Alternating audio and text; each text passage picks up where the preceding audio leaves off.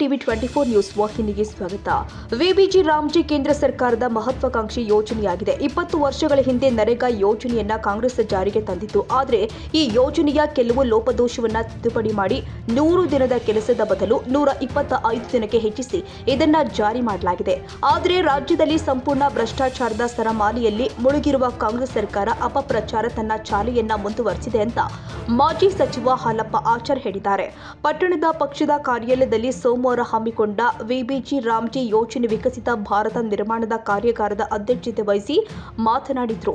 ನರೇಗಾದ ಮೂಲ ವೇತನಕ್ಕೆ 20 ರೂಪಾಯಿ ಹೆಚ್ಚಿಸಲಾಗಿದೆ. ಆ ಮೂಲಕ ವಿಕಸಿತ ಭಾರತ 2047ಕ್ಕೆ ಭದ್ರ ಅಡಿಪಾಯ ಹಾಕಲಾಗಿದೆ. ಆದರೆ ಕಾಂಗ್ರೆಸ್ ಪಕ್ಷ ಈ ಯೋಜನೆ ಬಗ್ಗೆ ಸಾರ್ವಜನಿಕರಲ್ಲಿ ತಪ್ಪು ಮಾಹಿತಿ ಹರಡೋದ್ರ ಮೂಲಕ ಅಪಪ್ರಚಾರ ಮಾಡ್ತಾ ಇದೆ. ಆದರೆ ದೇಶದ ಜನ ಕೇಂದ್ರ ಸರ್ಕಾರದ ಯೋಜನೆಗಳನ್ನ ಮನಪೂರ್ವಕವಾಗಿ ಒಪ್ಪಿಕೊಂಡಿದ್ದಾರೆ. ಕಾಂಗ್ರೆಸ್ ಪಕ್ಷ ಎಷ್ಟೇ ಪ್ರಯತ್ನ ಮಾಡಿದ್ರೂ ಕೂಡ ಜನರನ್ನ ತಪ್ಪು ದಾರಿಗೆ ಎಳೆಯಲು ಸಾಧ್ಯವಿಲ್ಲ ಎಂದಿದ್ದಾರೆ. ತಾಲೂಕಲ್ಲಿ ಸೂರ್ಯ ನನ್ನಿಂದಲೇ ಉದಯಿಸಿದ, ನನ್ನಿಂದಲೇ ಬೆಳಗಾಯಿತು, ಅಭಿವೃದ್ಧಿಗಳಾದವು ಎನ್ನುವುದು ಶೋಭೆ ತರುವಂತದ್ದಲ್ಲ. ಯಾವುದೇ ಅಭಿವೃದ್ಧಿ ಕೆಲಸಗಳಾಗಿಲ್ಲ. ಕಳೆದ ಅವಧಿಯಲ್ಲಿ ನಾವು ಮಾಡಿದ ಕೆಲಸ ಕಾರ್ಯಗಳು ತಾಲೂಕಿನ ಜನರೇ ಉತ್ತರ. ನಿಮ್ಮ ಸರ್ಟಿಫಿಕೇಟ್ ಅವಶ್ಯಕತೆ ಬೇಕಿಲ್ಲ. ಕ್ಷೇತ್ರದಲ್ಲಿ ಅಭಿವೃದ್ಧಿ ಕಾರ್ಯಗಳ ಬಗ್ಗೆ ಪ್ರಶ್ನೆ ಮಾಡಿದ್ರೆ ಪೊಲೀಸ್ ಇಲಾಖೆ ಮೂಲಕ ಸುಳ್ಳು ಪ್ರಕರಣ ದಾಖಲಿಸಿ ಜೈಲಿಗೆ ಹಾಕುವ ಪರಿಸ್ಥಿತಿ ನಿರ್ಮಾಣವಾಗಿದೆ. ಅಧಿಕಾರ ಶಾಶ್ವತವಲ್ಲ, ಇದಕ್ಕೆ ಜನ ಮುಂದಿನ ದಿನದಲ್ಲಿ ತಕ್ಕ ಉತ್ತರ ಕೊಡುತ್ತಾರೆ ಅಂತ ಶಾಸಕರ ಹೆಸರು ಹೇಳದೆ ಕುಡುಕಿದ್ರು.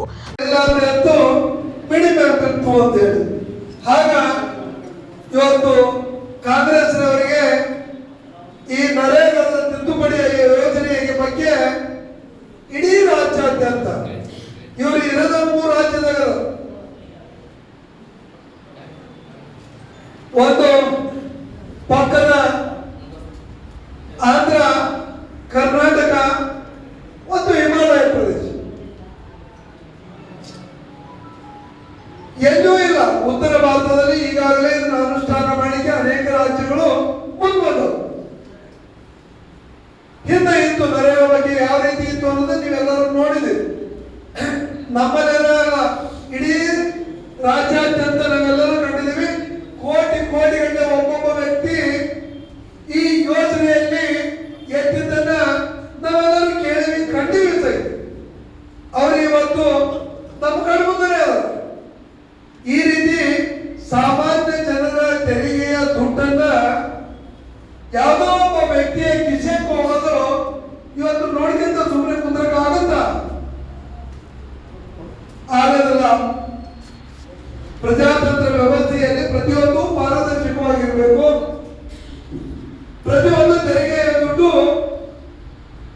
ಅರ್ಥಪೂರ್ಣವಾಗಿ ವ್ಯಯ ಆಗಬೇಕು, ಆಸ್ತಿ ನಿರ್ಮಾಣ ಆಗಬೇಕು, ಕೈಗೆ ಕೆಲಸ ಸಿಗಬೇಕು. ಇದು ಯೋಜನೆಯ ಇವತ್ತು ಉದ್ದೇಶ. ಈ ಉದ್ದೇಶವನ್ನು ಇಟ್ಕೊಂಡು ಸಾಕಷ್ಟು ಅಪಾಯ ಆದಂತ ನಾವೆಲ್ಲ ಹೇಳಿದ್ವಿ. ಸಿಎಜಿ ಆಡಿಟ್ ರಿಪೋರ್ಟ್ ನಲ್ಲಿ ಬಂದಿರ್ತಕ್ಕಂಥದ್ರಲ್ಲಿ ಬಹಳ ಸ್ಪಷ್ಟವಾಗಿ ಹೇಳಿದ್ದಾರೆ. ಸುಮಾರು 24 ಕೋಟಿಯನ್ನ ಮರುಪಾವತಿಯನ್ನ ಮಾಡಲಿಕ್ಕೆ ಕ್ರಮ ತಗೊಳ್ಳಿ ಅಂತ ಹೇಳಿ ಸಿಎ ಆಡಿಟ್ ವರದಿ ಹೇಳಿದ್ರು. ಆದ್ರೆ ಈ ರಾಜ್ಯ ಸರ್ಕಾರದವರು ಅದನ್ನು ಕಣ್ಣು ತೆಗೆದು ನೋಡಿಲ್ಲ. ಯಾಕೆ ನೋಡಿಲ್ಲ ಅಂದ್ರೆ ಅವ್ರ ಜವಾಬ್ದಾರಿ ಅಂದ್ರೆ ಕರ್ನಾಟಕದಿಂದ ಸರ್ಕಾರದಿಂದ ಇದಕ್ಕೆ ದುಡ್ಡು ಆಗ್ತಕ್ಕಂಥ ಪ್ರಶ್ನೆನೇ ಇದ್ದಿಲ್ಲ. ಇಲ್ಲಿಯವರೆಗೂ ಮನ್ರೇಗಾ ಯೋಜನೆಯಲ್ಲಿ ದುಡ್ಡು ಕೇಂದ್ರ ಅವಕಾಶಗಳು ಹೆಚ್ಚಾಗವು. ನಮ್ಮ ಗ್ರಾಮೀಣ ಭಾಗದಲ್ಲಿ ನಮಗೆ ನಿರ್ಮಾಣ ಮಾಡಿಕೊಳ್ಳಕ್ಕೆ ಇವತ್ತು ನಮಗೆ ಅವಕಾಶ ಆಗ್ಯಾವು. ಇವತ್ತು ಹೇಳ್ತಾರೆ ಕಾಂಗ್ರೆಸ್ ನಮಗೆ ಎಲ್ಲೋ ಕೇಂದ್ರೀಕೃತ ಆಗ್ಯದ. ಇವತ್ತು ರಾಷ್ಟ್ರ ಮಟ್ಟದಲ್ಲಿ ಹೋಗ್ಬೇಕಂದ್ರ ಸ್ವಾಮಿ ರಾಷ್ಟ್ರ ಮಟ್ಟಕ್ಕೆ ಹೋಗಬೇಕಾಗಿಲ್ಲ. ಈ ಯೋಜನೆಯನ್ನ ಗ್ರಾಮ ಇವತ್ತು ಪಂಚಾಯತಿ ವ್ಯಾಪ್ತಿಯಲ್ಲೇ ನಿರ್ಣಯ ಆಗುತ್ತಾ. ಪಂಚಾಯತಿ ವ್ಯಾಪ್ತಿಗೆ ಕಡಿವಾಣ ಇದ್ದಿಲ್ಲ ಎಂದಾಗ ಇವತ್ತು ನೀವು ಕೂಡ ಜವಾಬ್ದಾರಿ ಅಂತ ಹೇಳಿ ತಾಲೂಕು ಮಟ್ಟ, ಜಿಲ್ಲಾ ಮಟ್ಟ, ರಾಜ್ಯ ಮಟ್ಟ ಇವರು ಎಲ್ಲರೂ ಕೂಡ ಇದರಲ್ಲಿ ಏನಾದರೂ ಭ್ರಷ್ಟಾಚಾರ ನಿಯಮವನ್ನ ಪಾಲನೆ ಮಾಡಿದ್ರೆ ನೀವು ಹೊಣೆಗಾರರು ಅಂತ ಹೇಳಿದ್ದು ತಪ್ಪ ನೀವೇ ಹೇಳಿ. ಎಲ್ಲರೂ ನೀವು ಹೊಣೆಗಾರರು ಅಂತ ಹೇಳಿ ಇವತ್ತು ಈ ಕಾನೂನಲ್ಲಿ ನಿಯಮವನ್ನು ಮಾಡಿದಾಗ ಇವರಿಗೆ ಪದ್ಧತಿ ಇವತ್ತು ಕಷ್ಟ ಕಾಂಗ್ರೆಸ್ನವರಿಗೆ. ಅದಕ್ಕೆ ಈ ನಿಯಮದೊಳಗೆ ಸಾಕಷ್ಟು ಅನುಕೂಲತೆಗಳನ್ನ ಕೊಟ್ಟು ಇವರು ಹೇಳ್ತಾರೆ. 2011ರಲ್ಲಿ ಬಹುಶಃ 5-6ರಲ್ಲಿ ಪ್ರಾರಂಭವಾದಂತ ಈ ಯೋಜನೆ 2011ರಲ್ಲಿ 40,000 ಕೋಟಿ ಇದ್ದದನ್ನ 33,000 ಕೋಟಿ ಕಡಿಮೆ ಮಾಡಿದರು. ಇದೇ ಕಾಂಗ್ರೆಸ್ ಸರ್ಕಾರ ಕಾಂಗ್ರೆಸ್ ಬರ್ತಾರ. ಆದ್ರೆ ಇವತ್ತು ನರೇಂದ್ರ ಮೋದಿ ಅವರು ಅವ್ರು ಬಂದಂತ ಸಂದರ್ಭದಲ್ಲಿ 33 ಕೋಟಿ ಇದ್ದದನ್ನ ಇವತ್ತು 75 ಕೋಟಿಗೆ ಇವತ್ತು ಹೋದ್ರು. 75,000 ಕೋಟಿಗೆ 75 ಅಲ್ಲ 75,000 ಕೋಟಿಗೆ ಈ ಹೊಸ ಇವತ್ತೇನಂದ್ರೆ ವಿಕಸಿತ ಭಾರತ ರೋಜಗಾರ ಜೀವಿಕಾ ಮಿಷನ್ ಗ್ಯಾರಂಟಿ ಯೋಜನೆಯಲ್ಲಿ 2,70,000 ಕೋಟಿಯನ್ನ ಇವತ್ತು ಕೇಂದ್ರ ಸರ್ಕಾರ ಮೀಸಲಿಟ್ಟಿದ್ರೆ ಇವತ್ತು ಹಿಂದಿರಿಗಿದ್ದು ಎಷ್ಟು ಪಟ್ಟು ಹೆಚ್ಚಾಯ್ತು ಅನ್ನೋದನ್ನ ನಾವು ತಿಳಿಸಿ ಹೇಳಬೇಕಾಗತ್ತೆ. ಇದನ್ನ ಹೇಳೋದಿಲ್ಲ ಕಾಂಗ್ರೆಸ್ನವರು, ಇವನ್ ಯಾವುದೂ ಹೇಳೋದಿಲ್ಲ. ಬರೇ ಬೇರೆಯವರು ಎರಡು ವಿಚಾರ ಇಟ್ಕೊಂಡು ಜನರನ್ನ ತಪ್ಪು ದಾರಿಗೆ ಎಳಿತಕ್ಕಂಥ ಕೆಲಸವನ್ನ ಕಾಂಗ್ರೆಸ್ನವರು ಈ ವಿಚಾರದಲ್ಲಿ ಇವತ್ತು ಹೊಂಟಿದ್ದಾರೆ. ಅದಕ್ಕೆ ಇವತ್ತು ನಾವೆಲ್ಲರೂ ನಾವು ಮುಖ್ಯವಾಗಿ ಮೂರ ಇಟ್ಕೊಳ್ಳೋಣ. ಇವತ್ತು ಎಂದಿಗೂ ಕೊಟ್ಟಿರೋದಕ್ಕಿಂತಲೂ ಈಗ ದುಡ್ಡು ಜಾಸ್ತಿ, ದಿವಸಗಳು ಜಾಸ್ತಿ, ಮತ್ತ ಕೇಂದ್ರ ಸರ್ಕಾರದಿಂದ ಬರ್ತಕ್ಕಂಥ ಹಣನೂ ಕೂಡ 75,000 ಕೋಟಿ ಈ ವರ್ಷ ಕೊಟ್ಟಿದ್ರೆ ಮುಂದಿನ ವರ್ಷ 2,70,000 ಕೋಟಿಯನ್ನ ಇಡೀ ರಾಷ್ಟ್ರದಲ್ಲಿ ಇದಕ್ಕಾಗಿ ಕೇಂದ್ರ ಸರ್ಕಾರ ಬಜೆಟ್ ನಲ್ಲಿ ಇಟ್ಟಿದ್ದನ್ನ ಇವತ್ತು ನಾವು ಹೇಳಬೇಕಾಗಿದೆ.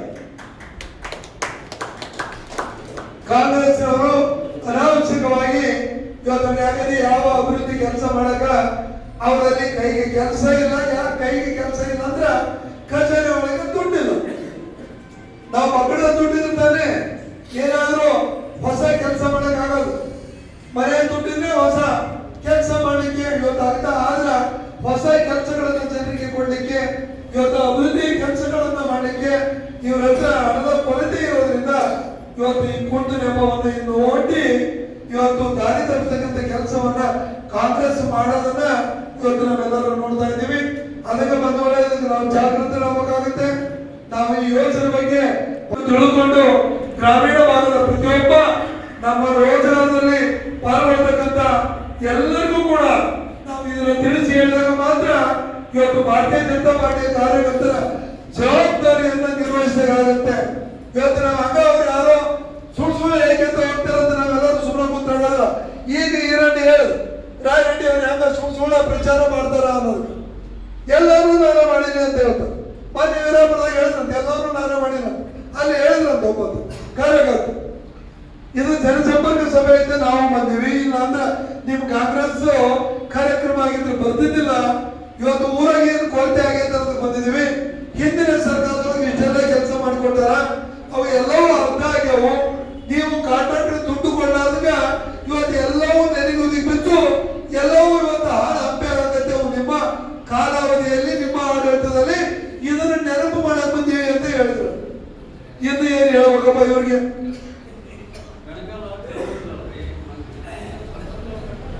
ಅದಕ್ಕ ಇವ್ರಿಗೆ ದುಡ್ಡು ಕೆಲಸ ಮಾಡಿದ ಹಿಂದಿನ ಕಾಂಟ್ರಾಕ್ಟರ್ಗೆ ಕೊಡಕ ದುಡ್ಡಿಲ್ಲ, ಹೊಸ ಕೆಲಸ ತಗೊಳಕ ದುಡ್ಡಿಲ್ಲ. ಹೀಗಾಗಿ ಒಂದು ದಿವಾಳಿ ತನಕ ಬಂದಿರ್ತಕ್ಕಂಥ ಈ ಕಾಂಗ್ರೆಸ್ನವರು ಇಂಥದ್ದೆಲ್ಲವೂ ಹುಡ್ಕೊಂಡು ಹೋಗ್ತಾರ. ಅವ್ರಿಗೆ ಹೆಂಗಂದ್ರ ಮೊನ್ನೆ ಶೆಟ್ಟಿಘಟ್ಟದಲ್ಲಿ ಒಬ್ಬ ಪೌರಾಯುಕ್ತ ಕಮಿಷನರ್ಗೆ ಕಾಂಗ್ರೆಸ್ನ ಒಬ್ಬ ಲೀಡರ್ ಅಲ್ಲಿ ಶಾಸಕ ಸ್ಥಾನಕ್ಕೆ ಕಾಂಟ್ಯಾಕ್ಟ್ ಮಾಡಿದಂತವ್ರು ಯಾವ ರೀತಿ ಮಾತಾಡ್ತಾನ ಅನ್ನೋದನ್ನ ಇವತ್ತು ನಾವು ಟಿವಿ ಒಳಗೆ ಎಲ್ಲರೂ ನೋಡಿದ್ವಿ. ಅವ್ರು ಹಂಗೆ ಕಾಂಗ್ರೆಸ್ ಅವರು ಬಂಡವಾಳ ಏನಂದ್ರ ಬಾಯಿ ಬಂದಾಗ ಮಾತಾಡೋದು ಅವ್ರು ಬಂಡವಾಳ ಹಿಂದೆಗಡೆ ಚಿಮಾರಿ ಹಾಕಿ ಅನ್ನೋದು ಜೈಲಿ ಹೋಗೋದು ಸಾಮಾನ್ಯ ಸರ್ವ ಸಾಮಾನ್ಯ. ಇವತ್ತು ಮೂಡದಲ್ಲಿ ಆಗಿರ್ತಕ್ಕಂಥ ಹಗರಣಗಳನ್ನ ನೆನಪು ಮಾಡಬೇಕಾಗತ್ತೆ. ಹಗರಣ ಮಾಡಲಾರದ 14 ಸೈಟ್ಗಳನ್ನ ಸಿದ್ದರಾಮಯ್ಯ ಇನ್ನೂ ಕೊಡಲಿಲ್ಲ. ಹಗರಣ ಮಾಡಿದೆಲ್ಲ ಕೊಟ್ಟಿದ್ದು. ಇವತ್ತು ವಾಲ್ಮೀಕಿ ನಿಗಮದಲ್ಲಿ ಮಾಡಿದಂತ ಹಗರಣ ಯಾರಿಗೆ ಬಳಸ್ಕೊಂಡ್ರು? ಪಾರ್ಲಿಮೆಂಟ್ ಚುನಾವಣೆಗೆ, ಅದು ಬಳ್ಳಾರಿ ಲೋಕಸಭಾ ಚುನಾವಣೆ ಬಳಸಿಕೊಂಡ್ರು. ಅದಕ್ಕೆ ಒಬ್ಬ ಪಾಪ ಅಮಾಯಕ ಒಬ್ಬ ಅಧಿಕಾರಿ ಇವತ್ತು ಜೀವ ತೆತ್ತ. ಏಸು ಮಂದಿ ಇವರು ಸಲುವಾಗಿ ಜೀವ ತೆಲ್ಲ 1, 2, 3, 4 ಬರೇ ಹಗರಣಗಳ ಸನ್ಮಾನ ಇಟ್ಕೊಂಡು 3 ವರ್ಷ ಮುಗಿಸಿ ಇವತ್ತು ಪ್ರತಿಯೊಬ್ಬರಿಗೂ ಬೇಸರ ಆಗಿರ್ತಕ್ಕಂಥ ಈ ಕಾಂಗ್ರೆಸ್ ಇವತ್ತು ಎಲ್ಲರ ಹಳ್ಳಿಯಾಗ ಯಾವ ರೈತ ತಮ್ಮೂರಿಗೆ ಏನಾರ ಬೇಕಂದ್ರೆ ಇವ್ರು ಎದ್ದು ಪೊಲೀಸರಿಗೆ ಹಿಡ್ಕೊಳ್ಳೋದು, ಇಲ್ಲ ಪೊಲೀಸರಿಗೆ ಹೇಳೋದು. ಇದು ಇವತ್ತಿನ ಶಾಸಕರ ಇವತ್ತು ಕೆಲಸ ಆಗತ್ತೆ. ಯಾರು ಮಾತಾಡ್ಬಾರ್ದಾರ, ಎಲ್ಲಿ ಕೇಳೋ ಹಾಕಿಲ್ಲ. ಈ ಸ್ವತಂತ್ರ ಭಾರತದೊಳಗೆ ನಮ್ಮ ಅಭಿವ್ಯಕ್ತಿ ಸ್ವಾತಂತ್ರ್ಯವನ್ನ ಇವತ್ತು ನಮ್ಮ ಹತ್ತಿಕ್ಕಂತ ಕೆಲಸವನ್ನ ಈ ಕಾಂಗ್ರೆಸ್ ಮಾಡಿದ್ರೆ ಎಷ್ಟು ಮಟ್ಟಿಗೆ ಇವರಿಗೆ ಅಧಿಕಾರ ಶಾಶ್ವತನ ಇರುವುದು ಅಂತ ಹೇಳಿ ಈ ಯೋಜನೆ ಅನುಷ್ಠಾನ ಆಗ್ತಿತ್ತು. ಆದ್ರೆ ಇದು ಜವಾಬ್ದಾರಿಯಿಂದ ದುಡ್ಡನ್ನ ನಿರ್ವಹಣೆ ಮಾಡುವಲ್ಲಿ ರಾಜ್ಯ ಸರ್ಕಾರ ಪೂರ್ತಿ ವಿಫಲವಾಯಿತು. ಹೀಗೆ ರಾಜ್ಯಗಳು ವಿಫಲವಾದಾಗ ಅನಿವಾರ್ಯವಾಗಿ ಕೇಂದ್ರ ಸರ್ಕಾರ ಇದಕ್ಕೆ ಒಂದು ತಿದ್ದುಪಡಿಯನ್ನು ತರಬೇಕು, ಇದಕ್ಕೆ ಶಕ್ತಿಯನ್ನು ತುಂಬಬೇಕು, ಇದು ಪಾರದರ್ಶಕವಾಗಿ ಇರಬೇಕು. ಯಾವುದೇ ದುಡ್ಡು ಗ್ರಾಮೀಣ ಭಾಗದ ವಿಕಸಿತ ಭಾರತದಲ್ಲಿ ವಿಕಸಿತ ಗ್ರಾಮಗಳು ಆಗ್ಬೇಕು ಅಂತ ಹೇಳಿ ಅಲ್ಲಿ ಆ ಸೆಟ್ ನಿರ್ಮಾಣ ಆಗ್ಬೇಕು ಅನ್ನೋ ದೃಷ್ಟಿಯಿಂದ ಇದಕ್ಕೆ ಅನೇಕ ಬದಲಾವಣೆಗಳನ್ನ ಕೆಲವು ಬದಲಾವಣೆಗಳನ್ನ ತಂದು ಇವತ್ತು ವಿಕಸಿತ ಭಾರತ ರೋಜಗಾರ ಮತ್ತು ಆಜೀವಿಕಾ ಮಿಷನ್ ಗ್ಯಾರಂಟಿ ಅಂತ ಹೇಳಿ ಇವತ್ತು ನನಗೆ ವಿಬಿಜಿ ರಾಮ್ಜಿ ಅಂದ್ರೆ ಬೇರೆ ಅಲ್ಲ, ಇವತ್ತು ವಿಲೇಜ್ ಬೇಸ್ಡ್ ಗ್ರೋತ್ ಇಂಗ್ಲಿಷ್ ನಾಗ ಹೇಳೋದು.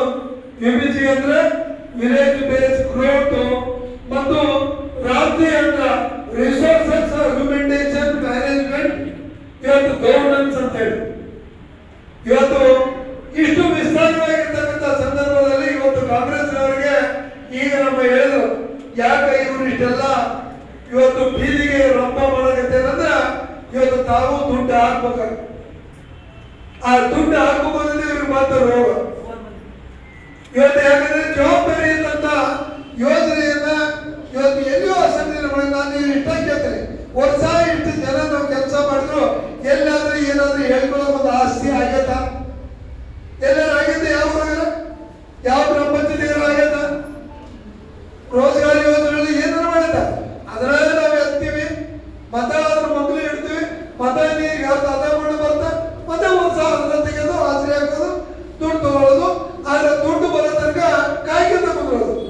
ಆದ್ರೆ ಈ ಬದಲಾವಣೆಯಲ್ಲಿ ಇವತ್ತು ದುಡ್ಡು ನಿಮ್ಮ 15 ದಿನದೊಳಗೆ ಯಾವುದೇ ಪರಿಸ್ಥಿತಿಯಲ್ಲಿ ದುಡಿದಂತ ಇವತ್ತು ಅಲ್ಲಿ ಕೆಲಸ ಮಾಡಿದಂತವರಿಗೆ ದುಡ್ಡು ಮರುಪಾವತಿ ಆಗಲೇಬೇಕು ಅಂತ ಕಟ್ಟುನಿಟ್ಟಿನ ಕಾನೂನನ್ನು ನಿರ್ಮಾಣ ಮಾಡಿದ್ರು, ನಿಯಮವನ್ನು ಮಾಡಿದ್ರು. ಇವತ್ತು 100 ದಿನ ಇದ್ದಂತೆ 125 ದಿನ ಮಾಡಿದ್ರು. 349 ರೂಪಾಯಿ ಇವತ್ತು ದಿನಕ್ಕೆ ಇದ್ದಿದ್ರೆ ಇವತ್ತು 370 ರೂಪಾಯಿ ಮಾಡಿದ್ರು. ಅರೆ ದಿವಸನೂ ಹೆಚ್ಚಾಯ್ತು ಮತ್ತು ಕೂಲಿನೂ ಹೆಚ್ಚಾಯ್ತು. ಇವತ್ತು ಇಷ್ಟೆಲ್ಲ ಹೆಚ್ಚಾದರೂ ಕೂಡ ಇವಾಗೇನು ಖರ್ಚನ್ನು ಗೊತ್ತಿಲ್ಲ ನನಗೆ. 364 ದಿನದೊಳಗೆ 125 ಉಳಿದ ದಿನದೊಳಗಲ್ಲ 60 ದಿನನೂ ಇವತ್ತು ಕೃಷಿಗಾಗಿನೇ ಕೆಲಸ ಮಾಡ್ತಕ್ಕಂಥದ್ದು. ಇವತ್ತು ಬಿತ್ತುವ ಮುನ್ನ ಒಕ್ಕಲಿ ಮಾಡತಕ್ಕಂಥ ಸಂದರ್ಭದಲ್ಲಿ ಅವಶ್ಯಕತೆಗೆ ಇದ್ದಂತ ಸಂದರ್ಭದಲ್ಲಿ ಇವತ್ತು ಕೃಷಿಗಾಗಿಯೂ ಕೂಡ ಕೆಲವು ದಿನಗಳನ್ನು ಬಿಟ್ರೆ ಇವತ್ತು ಅನುಕೂಲತೆಯನ್ನು ಮಾಡಿ ಸ್ಪಷ್ಟ ನಿಯಮಗಳನ್ನು ಮಾಡಿದ್ರೆ ಯಾಕೆ ಈ ಕಾಂಗ್ರೆಸ್ನವರಿಗೆ ಈ ತರದ ಅಪಪ್ರಚಾರ ಮಾಡಬೇಕನ್ನ ಮಾನಸಿಕ ಸ್ಥಿತಿ ಬರೋದು ನನಗೆ ಅರ್ಥ ಆಗ್ತಾ ಇದೆ. ಅದಕ್ಕೆ ಭಾರತೀಯ ಜನತಾ ಪಾರ್ಟಿ ನಮ್ಮೆಲ್ಲ ಕಾರ್ಯಕರ್ತರು ಕೂಡ ಗ್ರಾಮೀಣ ಭಾಗದ ನಮ್ಮ ರೈತರಿಗೆ ಹೇಳಬೇಕಾಗುತ್ತೆ, ದಿನಗೂಲಿ ಹೆಚ್ಚಾಗುತ್ತೆ. ಪಕ್ಷದ ವಕ್ತಾರ ವೀರಣ್ಣ ಹುಬ್ಬಳ್ಳಿ ಹಾಗೂ ಜಿಲ್ಲಾ ಸಂಚಾಲಕ ಕೆ ಮಹೇಶ್ ಮಾತನಾಡಿ, ಮನರೇಗಾ ಪರ ಕಾಂಗ್ರೆಸ್ ಅಭಿಯಾನ ವಿಚಾರದಲ್ಲಿ ಜನರಿಗೆ ತಪ್ಪು ಸಂದೇಶ ಕೊಡಲು ಹೊರಟಿದೆ. ಇತ್ತೀಚೆಗೆ ಎನ್ಡಿಎ ಸರ್ಕಾರ ವಿಬಿಜಿ ರಾಮ್ಜಿ ಕಾಯ್ದೆ ತಂದಿದ್ದಾರೆ. ಇದು ಸಕಾರಾತ್ಮಕ ಚಿಂತನೆ ಇರುವ ಕಾಯ್ದೆ. ಮನರೇಗಾ ಯೋಜನೆಯಲ್ಲಿ ಅನೇಕ ಅಂಶವನ್ನ ಸುಧಾರಿಸಿ ವಿಬಿಜಿ ರಾಮ್ಜಿ ಕಾಯ್ದೆ ತರಲಾಗಿದೆ. ಮನರೇಗಾ ಯೋಜನೆಯಲ್ಲಿ ದುರ್ಬಳಕೆ, ಭ್ರಷ್ಟಾಚಾರ ಇತ್ತು. ಮೂಲಸೌಕರ್ಯ ವೃದ್ಧಿಗೆ ಅದು ಸಹಕಾರಿ ಆಗಿರಲಿಲ್ಲ. ಅದಕ್ಕಾಗಿ ವಿಬಿಜಿ ರಾಮ್ಜಿ ಕಾಯ್ದೆಯನ್ನ ಕೇಂದ್ರ ಸರ್ಕಾರ ಜಾರಿಗೆ ತಂದಿದೆ. ಆದರೆ ಇದರ ವಿರುದ್ಧ ಕಾಂಗ್ರೆಸ್ ಈಗಾಗಲೇ ಅಪಪ್ರಚಾರ ಶುರು ಮಾಡಿದೆ. ಕೇಂದ್ರದ ಯೋಜನೆಗಳಲ್ಲಿ ಕಾಂಗ್ರೆಸ್ ಮೊಸರಲ್ಲಿ ಕಲ್ಲು ಹುಡುಕುವ ಕೆಲಸ ನಿರಂತರವಾಗಿ ಮಾಡಿಕೊಂಡು ಬಂದಿದೆ.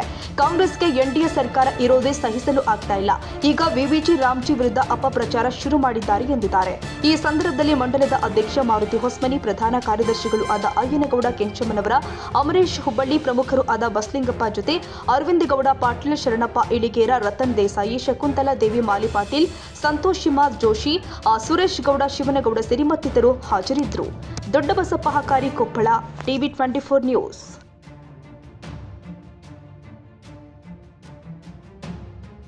ಕನ್ನಡಿಗರ ಮೆಚ್ಚಿನ ನಿಮ್ಮ ಟಿವಿ 24 ಕನ್ನಡ ನ್ಯೂಸ್ ವಾಹಿನಿ ಇದೀಗ ಟಿವಿಯಲ್ಲಿ ಲಭ್ಯ. ಕರ್ನಾಟಕ ಮತ್ತು ದೇಶ ವಿದೇಶದ 360 ಡಿಗ್ರಿ ಸುದ್ದಿ ಹಾಗೂ ಉತ್ತರ ಕರ್ನಾಟಕ, ಬೆಳಗಾವಿ, ಬಾಗಲಕೋಟೆ, ಧಾರವಾಡ, ಹಾವೇರಿ, ಗದಗ, ಬಿಜಾಪುರ ಜಿಲ್ಲೆಯ ಕ್ಷಣ ಕ್ಷಣದ ವಿವರವನ್ನ ಪಡೆಯುವುದಕ್ಕೆ ಟಿವಿ 24 ಕನ್ನಡ ನ್ಯೂಸ್ ವಾಹಿನಿಯನ್ನ ಲೈಕ್ ಮಾಡಿ, ವಿಡಿಯೋಗಳನ್ನ ಶೇರ್ ಮಾಡಿ, ಕಮೆಂಟ್ ಮಾಡುವ ಮೂಲಕ ನಮ್ಮ ವಾಹಿನಿಗೆ ಸಹಕಾರ ನೀಡಿ ಮತ್ತು ಚಾನೆಲ್ ಅನ್ನ ಸಬ್ಸ್ಕ್ರೈಬ್ ಮಾಡಿ. Thank you.